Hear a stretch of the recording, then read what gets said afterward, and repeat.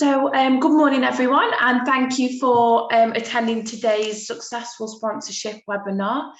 Just to quickly introduce myself, I'm Lucy. I'm the events coordinator at the Staffordshire Chambers, and today we have a presentation by Andrew and Laura. I'll hand over to you, Andrew. No problem. Well, nice to see everybody here, and nice to see a few faces I know and a few I don't, which is always a bonus. We've got about 15 slides to get through, so there's quite a lot of content we want to talk about and some quite exciting stuff. So as we go along, hopefully, you know, you'll find stuff you find of interest, and at the end there'll be an opportunity for any questions you might have. I'll move on rapidly because I'm conscious I don't want to kind of talk a lot to begin with and miss, you know, valuable content for you more than anything else. So let's move on. There we go. So in terms of what I want to cover, we're going to do a little bit about us, just so you understand who Laura and myself are. We're going to talk a little bit about our background around sponsorship and briefly touch on the CRISP programme, which is Kathy's baby, who happens to be in the room today. Then we're going to talk about sponsorship itself. I'm going to touch on something quite important around the regulation of what's called commercial participators, which is a terrible bit of legalese term, but quite important in certainly the engagement of business in sponsorship. It's obviously a key part of the sort of basis of sponsorship. We're going to talk about some common sponsorship benefits, and I'm going to sort some questions about how to get sponsorship right. Some good questions perhaps you ought to be asking as businesses if you're thinking about sponsorship. And then we're going to go into some research that Laura's been involved with, and I haven't even changed the slide there. Well, not to worry. Laura is going to cover some stuff around the sponsorship research we've been doing with Keele University, which is really exciting stuff, actually. And then finally, we're just going to talk a bit about finding the right match. So we'll move on. Right.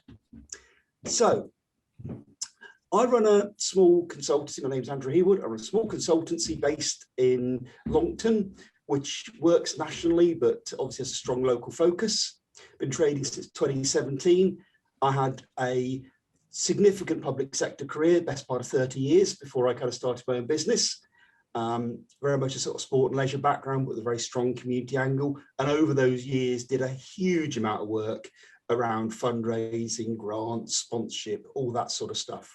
Today, the business focuses on supporting predominantly not-for-profits, but with a little bit of work with business around grants, sponsorship, crowdfunding, social investment. And obviously, because I'm involved in sponsorship, and with sponsorship comes some work around CSR, that's where the kind of business connectivity probably fits the strongest.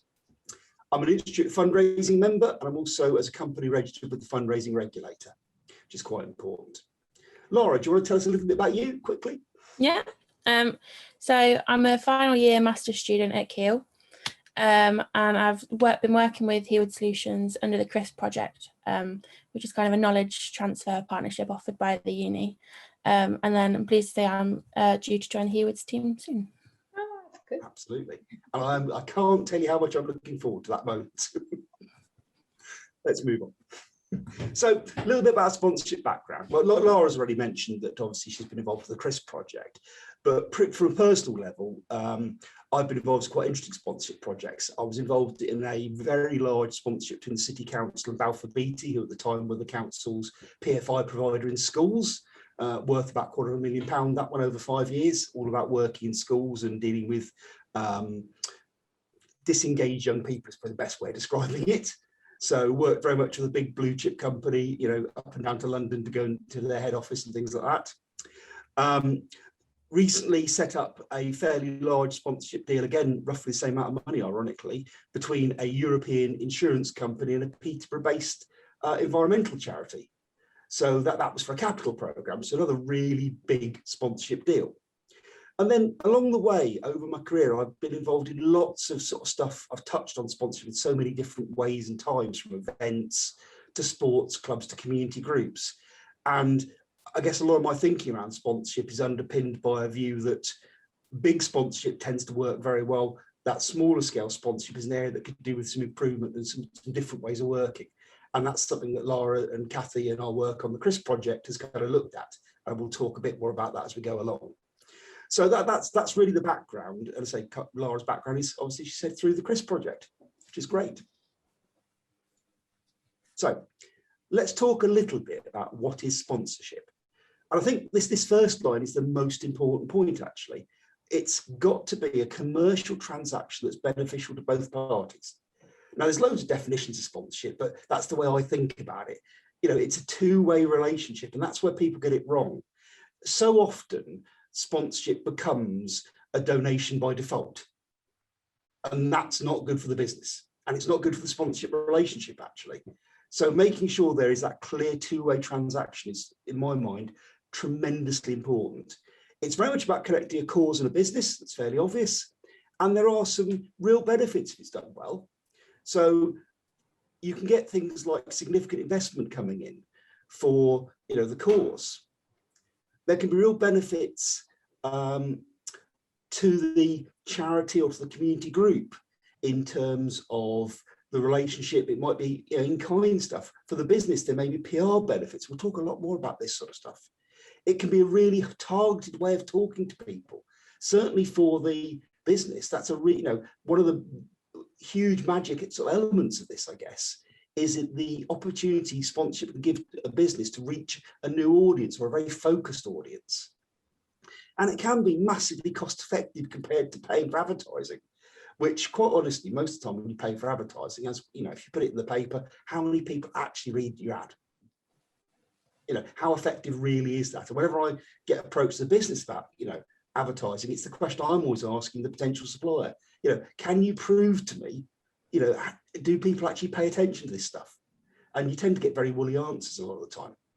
So I think sponsorship is an interesting way of spending a relatively small amount of money or other resources as a business to reach a targeted audience or to achieve some other things that we might talk about as we go along.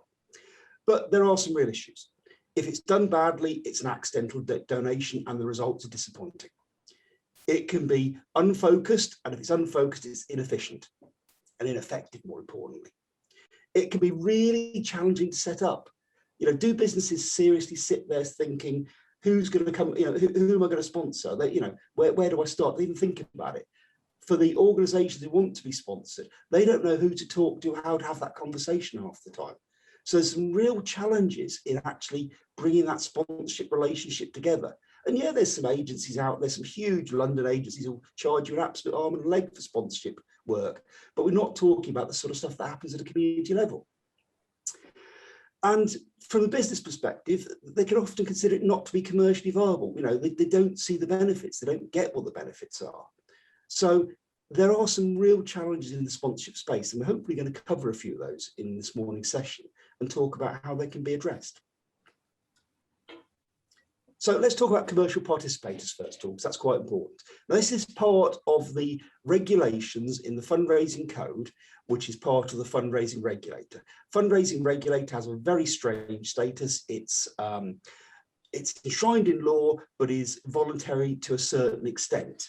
But there are certain bits then that they will enforce, this being one of them. So let's just consider what a commercial participator actually is. So they call it any person who carries out on a business other than a professional fundraising business, and in the course of that business promotes goods or services on the basis that it will make donations to a charitable institution. So if you are a business of some kind and you partner with a charity and you then advertise the fact that you're doing that in the way that, for example, you've seen you know, people like Coca-Cola Schweppes do this with water. There was a scheme where they said, you know, you buy a bottle of our water and we'll donate 5p or whatever it was to our nominated national charity, those kind of schemes. That's a really good example of a commercial participator, but it doesn't have to be as big as that. It could be as simple as you as a business saying on your website, we will donate, you know, 0.5% of our profits to our charity of the year. You know, there's lots of different ways this gets caught, but it's really, really important that you're aware of what a commercial participator is, and if you're potentially caught by it, because there are a few things you need to do to be compliant with the fundraising code of conduct. They're not particularly onerous, but they're really important that people are aware this even exists. And I don't think people often are aware of this particular point. So I wanted to particularly highlight it. It's also important to say that fundraising businesses and businesses connected to charitable institutions, so for example, a company limited by guarantee owned by a charity, aren't caught by this. So it's only if you are an independent, you know, business who are then working in partnership with a charity effectively. So let's talk about sponsorship benefits quickly. So I think some of the most common ones, positive press coverage and PR. That's the one people often think about. Think about, you know, what are you sold on when your local junior football team comes to your business knocking on the door saying, you know, sponsor us for £500. What they'll say is, oh, if you put your name on the front of our first team shirts, we'll get you in the paper. You know, that's the kind of comment. Now, you've got to ask yourself some serious questions about some of these things, and we'll come on to those questions as we go along. But advertising, so sometimes you'll get advertising. Will it be a board around a football pitch is a good example of that. Or it might be an advert in the parish magazine, you know, as part of a sponsorship deal. There's a whole load of different potential kind of advertising options there. It could be access to desirable audiences. This year, think about this quite carefully in terms of GDPR and that side of it. But I've certainly seen lots of sponsorship arrangements whereby an organisation who is being sponsored says to their sponsor, well, we've got 2,000 or 5,000 or 10,000 followers on Facebook. We'll promote your business that way. Or they say, we'll send something out in our email newsletter about your business. Now, that could be really quite useful. But, you know, you've got to think about where, you know, who are these people? Is it going to be useful to you? There could be reputational gains due to association. Actually, you know, we're associated with, you know, a professional football club or a major music event or something like that. And that could be really great reputation for a business. You know, that kind of benefit of being associated. One that always strikes me, always surprises me when it comes along, and I guess it shouldn't do by now, but it always does. And I tend to, you know, almost forget about it, then think, oh no. And that's staff benefits. So, you know, when we talk sponsorship, we always think about, actually, is this going to be a commercial benefit to the business directly? You know, how is the business going to make money from it? But a lot of the time I've found sponsorship deals can also be things like, how does this support staff development? How does this support, you know, staff welfare packages? I mean, the big one I mentioned in Peterborough, that was all about staff, actually. The company weren't bothered about selling more product through their sponsorship. What they wanted was access to meeting spaces off-site. They wanted discounts for staff to come and actually use, you know, the benefits of the organisation, things like that. So it was quite a different deal, but worked really well.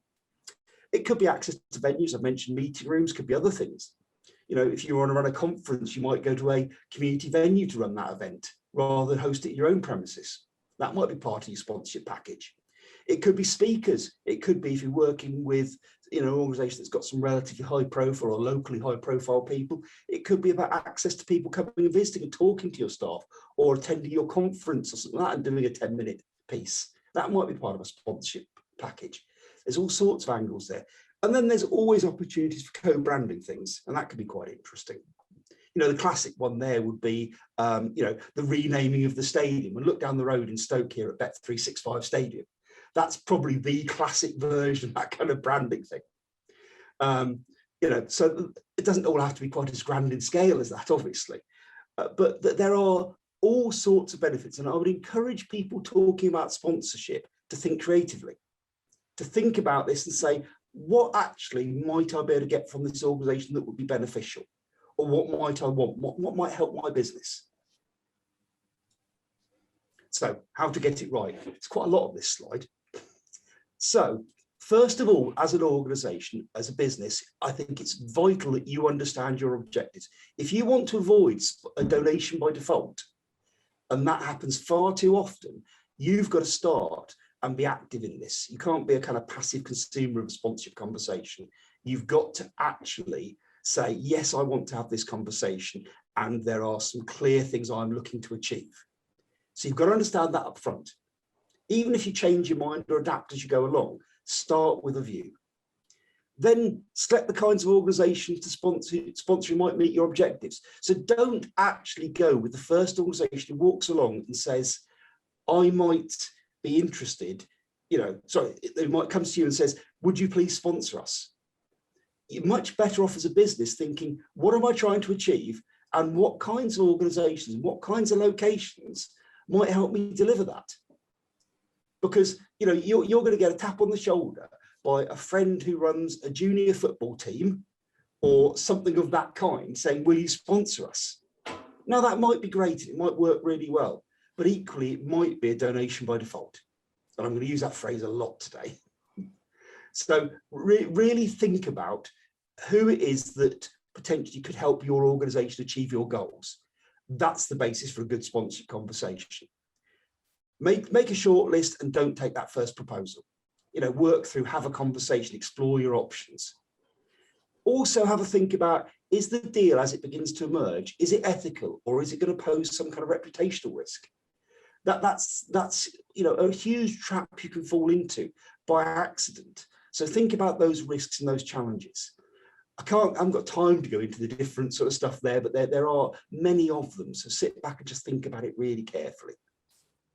And then make sure you decide a few things before you get into the conversation too deeply. Think about what your budget is, what you're prepared to offer as a business. Is it cash or is it something else? One of the things people forget in sponsorship is sometimes you can be just as beneficial through in-kind contributions. I've seen some amazing projects delivered through in-kind contributions from organizations, be that professional expertise, materials, resources, goods, access to facilities, access to vehicles, all sorts of stuff. But all of that forms a basis of sponsorship just as much as cash. Obviously, my experience also suggests that most organizations looking for sponsorship are probably looking for a bit of cash as well. So, it's probably going to be part of the conversation, but don't think there aren't other things you can put on the table that will add value. And if you're putting more on the table, then you should be getting more out. Do you want it to be a short or long-term relationship? That's quite a serious question, because from the perspective of the organizations being sponsored, they often feel that they've got a kind of revolving door of sponsors, and it's a bit of a nightmare. So actually, long-term relationships, I think, have real benefits to both parties. But if it's going to be a long-term relationship, you've got to ask yourself questions like, how involved do you want to be? How often do you want them to tell you what's going on? How are you going to know the impact of the sponsorship? You've got to think about the evaluation of it. Otherwise, you're going to get to a point as a business where you're saying, I'm investing in this relationship, I'm putting time into it, resources into it, money into it, and I don't really know what I'm achieving. And, that's going to be a recipe for saying, oh, well, I don't know why I'm bothering with this then, really. So if you want a long-term relationship, you've got to think about how that relationship is going to be managed over time. That's going to be tremendously important. And I think as a sponsor, you've got to put your expectations on the table. Then you're going to, you're going to need to manage the organization who is being sponsored, who probably are less familiar with this way of working, and to say, how can we, ensure that, we've got meetings booked, that they know what we want from them. Make sure you've worked out if the regulators rules for commercial participator supply. If so, you've got to put the relevant arrangements in place. And always have a signed sponsorship agreement. It should have a start and an end date. It should have a review date. Have a think about updates. When are you going to update and how? What communication channels are going to be used? Are you going to sit down and have a face-to-face meeting once a quarter? Or actually, is this going to be a conversation you have, every couple of times a week through a WhatsApp group? There's a million ways of doing it, and there isn't a right or wrong. You've just got to agree what it's going to be. Think what the contributions from the sponsor are going to be, and when are they due, and in what form, so that everybody's clear on, the mechanics of the relationship, because that can be a cause of real frustration for all parties. And think of the full benefits, the full details of the benefits offered to the sponsor, and when and how these are going to be delivered. How will the agreement be managed and monitored? There's a whole load of questions there. And we talk about questions, so I'll move on to questions. So probably the most important thing to ask yourself, because ultimately this is about relationships. So can you work with this person or organization? Because if you can't, don't even start. Serious question, that one. What evidence, the question to ask them, what evidence can you offer regarding how, you will help my organization? How will it reach my potential customers? How will it help develop a positive relationship, reputation for us? Will it give us something else of value? These are really good questions to be asking someone who's asking you for sponsorship. And what will you do during the proposed sponsorship to ensure that the sponsorship actually achieves this? Ask them that question. this is about animating sponsorship. And if you look at the likes of Tour of Britain and some of the really big sports sponsorships, what they get really right is sponsorship animation, the engagement of the sponsor, the delivery of the benefits. Think about how they can be secured. And then ask a question like, what PR benefits will you offer and how will they be delivered? Is it traditional media? And if so, what's the visibility? What's the level? Is this realistic? If you're putting, your company's logo on their junior football team's shirts, is that photo really going to appear in the Sentinel? And actually, do you believe as an organization that photo in the Sentinel is going to have any impact from a brand perspective? Are people going to be looking at it? Are they going to be thinking about it? Is that of value to you? And then social media. This is a great one. People often say, oh, we'll talk about you on our social media. Well, that's great, but who's the audience? How big is it? What can you tell us about your followers? Are these people actually, for my brand, it's relevant to be talking to? If you're a very specialized company and this is a very community organization, you've got to question whether the audience is going to be useful to you. So ask yourselves those sort of questions, and also ask what kind of access you're going to get. Is that someone in the club saying, company A has sponsored us, thanks very much? Is that what you're going to get? Or is it, a weekly advert? Or is it something else? What opportunities are there going to be for you to be party to this? Are you going to be invited down to a prize giving and get your brand all over that and your name into those sort of posts? You've got to ask the questions about these things. That's the key here. So we'll talk quickly about CRISP, because CRISP is a big part of what's been going on with sponsorship in eWard Solutions. So what did we do through CRISP? It was about exploring experiences of sponsorship. It was about mutually beneficial relationships. It was about what do organizations look for in a partner? And it was about what are the barriers? And so the CRISP program was trying to answer those sort of questions. And I'm going to let Lara talk now a little bit, because she's going to tell you how we did it and the things we did. Lara, if you just ask me to move on when you're ready, if you've got to add here, let me know. Yeah. Hi, I'm Lara, for anyone that's just joined, and I've been doing a CRISP project with Andrew. So basically what the aim of the project was to do is to take everything we know or we think we know about sponsorship, especially small scale sponsorship, and look at how that works in practice. So looking at the barriers that are faced by both sides of the party, both the sponsors and the recipients, and whether this is actually a mutually beneficial kind of bidirectional transaction, or if there are significant barriers. And we did that through using a theoretical underpinning from the literature, mixed with some questionnaires and then some interviews to really build on those responses. Next slide, please, Andrew. So these were the results. We got 53 responses, which we were quite happy with. And this table shows the results from when we asked what is the main barrier towards sponsorship. We then used kind of a thematic analysis approach to kind of branch these into groups, and we found that 11 out of 53 responses said that managing expectations, which Andrew's already touched on, is a massive part of the problem at the moment.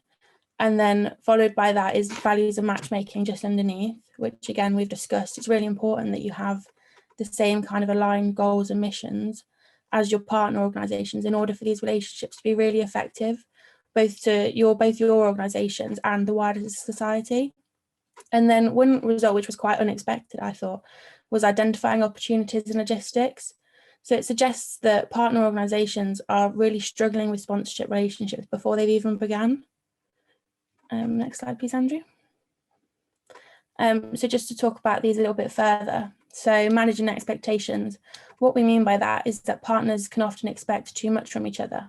I think if you didn't know much about sponsorship, you'd think it's more for the benefit of the non-profit organisation and the wider society. But in actual fact, in order for these relationships to be sustainable, it does have to be mutually beneficial. Like I said, they should also be of benefit to the business.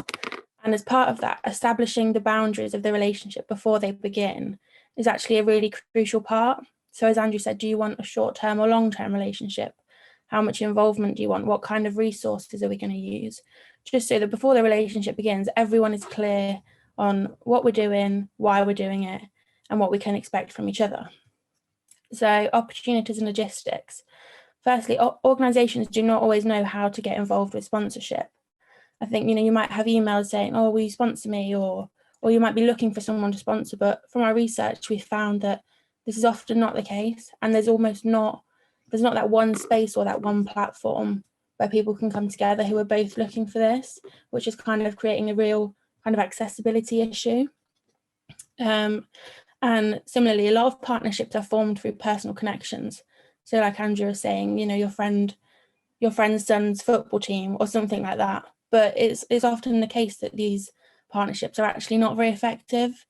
You might have, different missions, different values, and it just doesn't work. It's not sustainable. Sometimes it does, yeah, but it's not always the best approach. So values and matchmaking, third result. Like we've said, partners with similar values and missions will definitely make relationships more sustainable and effective. And, the social value that can come out of them is so much greater. And this effective matchmaking is then almost, we would argue, a critical success factor, as what we found from the research. And these organisations often struggle finding these matches. And at the moment, like I said, there's little support to help them do so. And, so there's the real space in the future for there to be some sort of platform within small scale micro sponsorship to help these organisations both find each other and enter these effective relationships. Next, please. Back to me now. So this is a bit of a closing slide, really. What I want to say, and I think you've got this from both Lara and myself so far, is finding the right match is a really good place to start. And that's pretty crucial. And it's a bit like finding a life partner. Matchmaking is critical to avoid disappointment. You don't want that messy divorce at a later date. It's a great parallel, actually. Even where the match is good, you need to get advice from a trusted friend, some kind of supporter who can help you navigate what is a very complicated situation and make a very big difference to that long-term relationship. That is my advice to you as organizations thinking about sponsorship. Don't go into this trap of, effectively making a donation by default. Make sure you get those business benefits if you're going to do it. Now, to pick up the sort of final bit, and it follows on from Lara rather nicely, is over the next few months, Lara's going to be joining the business, which I'm excited about. And as part of that, we're hoping to bring to market a new and hopefully very cost-effective approach to that small-scale sponsorship based on the work we've been doing. So watch this space a little bit there. Something exciting coming soon. If you want to find out some more, drop me a message and I'll keep in touch. So simple about that. Oh, gone too far. There we go. And in terms of getting in touch with us, here's the contact details for myself. You're going to get Lara through me if you need to get to her in the short term, and in the longer term, that'll also be Lara's contact details. The other thing is, I've put Kathy's details here because a lot of the work we're doing around sponsorship or moving into now couldn't have happened without the CRISP program. So it's only fair to give them a really good plug. So if you want to talk about CRISP and the wonderful things that Keele can do to help, please, I absolutely recommend a conversation with Kathy. Has anybody got any questions? I'd love to try and answer them. I'm sure Lara would.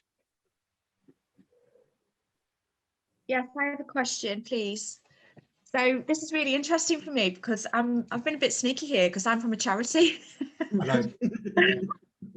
So I'm coming at it from the opposite angle, but it's been really interesting. I came along to see that side of the coin, because I'm fairly new to corporate fundraising. So I'm an event fundraiser from experience. So this CRISP, is that about matching charities to organisations, and can we get involved, or how does it work? CRISP is a knowledge transfer partnership, so it's a process of using university skills and resources, knowledge, and students with talent like Lara to help businesses develop ideas. Right, okay. So that's CRISP. Really, the way to get involved would be the work that we're in the process of developing, and we'll be launching as soon as we can get it finished, which will be, we hope, a way to broker those smaller scale sponsorship relationships because they are problematic. Yeah. My experience, I've done a lot of sponsorship work. My experience is that the bigger ones work really well. And they work really well because they're big enough to be taken deadly seriously by everybody involved. The small sponsorships, the £500 to sort of 5k kind of bracket, which is for local charities and local businesses, probably where sponsorship is in most cases, that's where it's more problematic.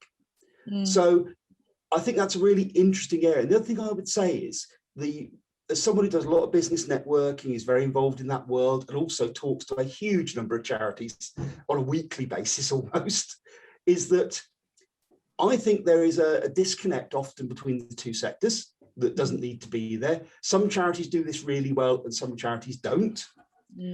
I think that there are different ways for charities and businesses to connect, and it's not just about sponsorship. So sponsorship is part of your arsenal in terms of corporate fundraising, but it's not all of it. A lot of the time it's, you know, corporate social responsibility. It's you know, it's goodwill. Yes. But I think the interesting bit here is that sponsorship has been seen for far too long, I think, as something that happens between sport and leisure causes and businesses. You know, it's the sponsorship of your local football team. That's why I use these examples, because these are the ones everybody knows. But I don't see any good reason why there isn't a great match for most charities where there is a commercial transaction to be made. And I think that there's some sensitivities there. From the charity's perspective, you know, there are issues of ethics, there are issues of what is charitable. You know, you've got to think through those sort of things. Choosing the right partner is important for the charity. Absolutely. But it's equally important for the business. Yeah. And as long as those values can be made to match up, and I think they can, I think there's a sponsor for almost any charity. Yeah, I agree. It's just a question of getting the planning and the design of this right. Yes, absolutely. Yeah. No, it was interesting when you said, you know, that's one of the obstacles that people are finding, and it is from a charity perspective. It is about, you know, finding the right business and matching the values and the ethoses, and, you know, getting the mutual benefits right. But it's almost like, well, you know, we can do that, but it's reaching the right person within the organisation, isn't it? A lot of it, and yeah. But I run quite a lot of sponsorship campaigns for charities, and, you know, the original research element, the finding the right people, that is a painful process. Getting away from it. And that's fine if you're after, you know, a chunky sum of money.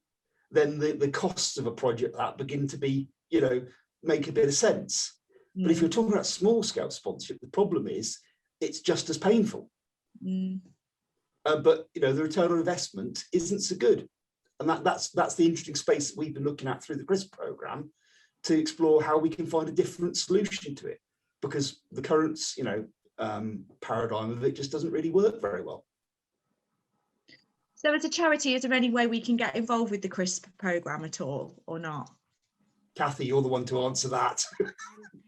It's possible, Lisa, if we can prove commercial transactions within, you know, from your charity. Yeah, we could have a separate chat about that. I know we've already connected with you as well, haven't we, on the internships?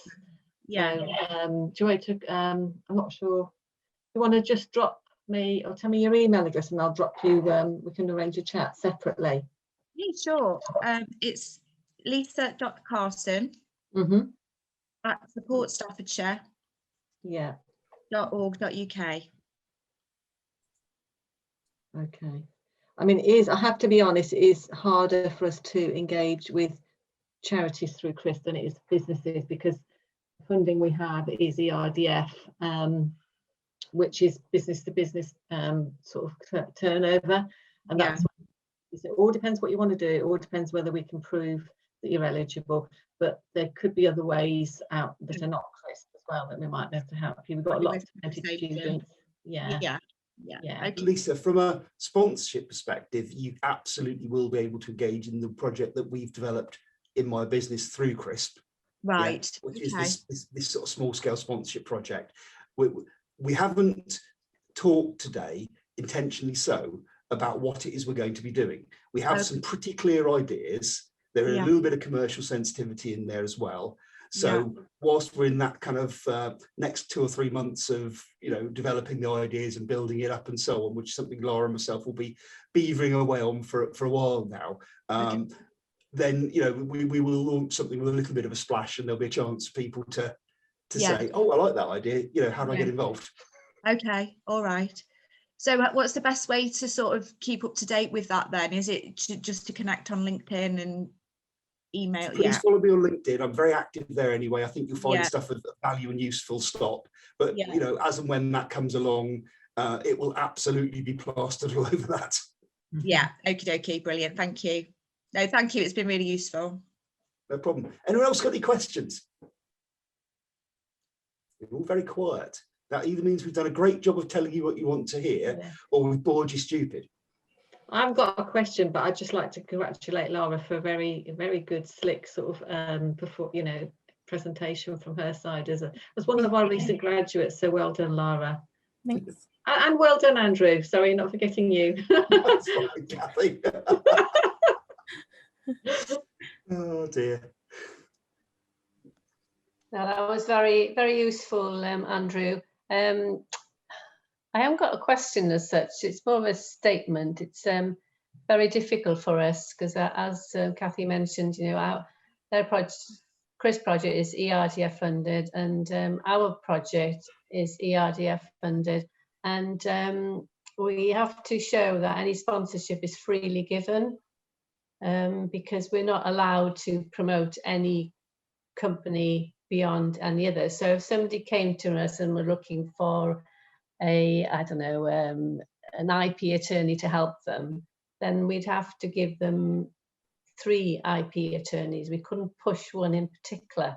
So it's very difficult for us to explain the potential benefits to a potential sponsor. And as a not-for-profit organisation, obviously we want the organisation to sponsor the BIC, but it's very difficult when we say, well, you know, we can only do so much. It is challenging when you've got those kind of constraints. Absolutely. You know, it can make your sponsorship process considerably more difficult. And what you end up talking about is not really sponsorship, but corporate social responsibility at that point. And then you've got to ask yourself, are we the kind of organisation that someone that mindset applies to and is going to appeal to them? And CSR is a slightly different thing, you know. And it's, again, I haven't really talked about it today because we haven't had time, but there is a funny boundary between CSR and sponsorship that you need to be very sensitive of when you're thinking about the two. You know, to my mind, CSR is something that a business enters into with little expectation of commercial benefit. That's probably a reasonable way of thinking about it. But in lots of other ways is very similar. You know, what businesses get from CSR? Well, they get something nice to say in their annual report. They get perhaps a little bit of community goodwill. But as a result, CSR tends to be more in the you know, how can staff go out and help, you know, clear up this area of wasteland and make it nice for a community, or, you know, work on a community garden or those sorts of things. It varies company to company. But then equally, you might find a big business who has an interest in, you know, the business sector, having an interest in, you know, CSR with someone like the BIC, because they can see that that relationship is interesting for them. But, you know, then when does that boundary begin to get into your restrictions? You know, it's a very subtle situation you get into, given your specific and fairly unique constraints. I know we have got a few sponsors, so that's good. But it is difficult. I would also argue, however, given what the BIC does, there may be almost as much of a case to say, should you be thinking as a sponsor rather than as a recipient? Now, it might not be big sponsorship, I'm not talking, but in terms of profile raising, in terms of getting your message out, that sort of thing. No, we can't do that. We can't swap money at all. We can't pay for things like that, unfortunately. Okay, don't suppose again, it's about constraints, isn't it? It is, it is. There you go. Thank you anyway. It's very useful things that I can use when I am talking to organisations. So thank you very much for that. You're very welcome. If there's no more questions, I guess we're done. Okay. But thank you very much, folks. Okay, thank you. Have a Thank good you for day, everybody. attending, everyone. Thank you very much. Yeah, thank you. Thank you, Laura. Take care.